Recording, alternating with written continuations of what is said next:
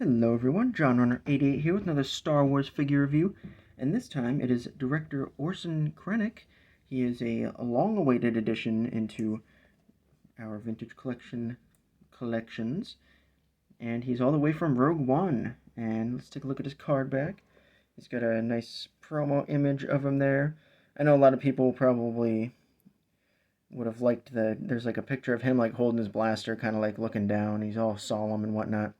But you can't really see his face in that picture, even though it is a great promo shot of him. But this is also the first one I've gotten that has the new card back. It's got his little blurb on there, which is nice. I know a lot of people are saying like how they should be using their original like figure like um addition to the any Star Wars line. So like maybe uses like 5 points of articulation figure that came out a few years back. But as long as they stay consistent with like just using another promo shot of the figure and then like a blurb, because it doesn't say like, oh, he originally came out in this line so and so years ago. It says cruel but brilliant. Director Krennic has staked his reputation on the completion of the long-delayed Death Star project for the Emperor. So it's got a blurb of the character, and I think that's kind of a nice way to let people know what they're buying, especially if they're kind of getting into the line, or if for kids, a lot of collectors reminisce on the days where, oh, I could buy whatever character I wanted, and they had like the information of them on the back, and I could make up my own, stories with them. But yeah, I think it's a nice. It adds a lot of color to the back. Kind of breaks up from all that legalese, as they like to refer to it as. But let's get on to the figure because there are a few issues that I at least have. I'm sure some other people will too, because we love to complain about the fun things that we get. First off, the cape. I don't like it. I hate the rubber capes. They don't do anything for me. I like being able to have like a dynamic action going on. Just even if he's just standing there, even in the picture on the card back, his cape's like blown in the wind, and you can't do anything with this. I am planning on fashioning a soft goods cape for him. I just have to find a nice enough, not nice enough, but like a fabric that will drape in this scale well enough. I can also kind of um, manipulate into kind of a little collar and stuff. It'll be a pain in the butt, but it's my butt, so you know you don't have to worry about that. But we'll take this off because um, you know just put that back there. But yeah, other than that, pretty much the same officer body except for the lower tunic here. He's got a new tooled tunic because he's got his left-handed blaster because he can hold it in his left hand, right? Oh, interesting. Yeah, they made a point to bring up that he had a left-handed blaster and that he was left-handed in the reveal on was it the one of the recent uh, Hasbro live streams or something. But he doesn't have a left-handed trigger hand, so he's just gotta like float in his hand, which is kind of annoying because it's just gonna keep falling out, or it's just gonna look weird. So it's the best you can do with it. I suppose you could like slice his finger off from the rest of his hand, put a little kind of notch in there so you could get his finger in there. That might help, but his fingers are all splayed out, so it's just not going to hold it very well. So it's just a little annoying, especially because also on the card art that they chose, he is holding his blaster in his left hand. So, but even these hands, they've got like thick palms, and it is kind of difficult to get their weapons in there a little bit. You can see there, it's kind of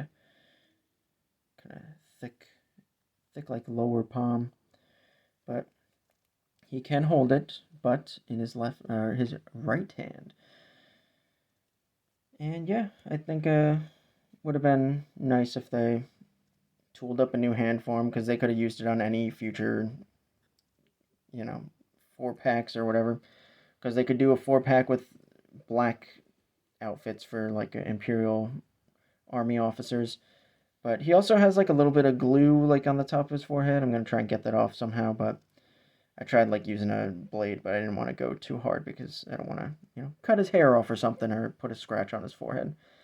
And other than that, he's, aside from his face, it's got a little gloss to it. It's not too bad, but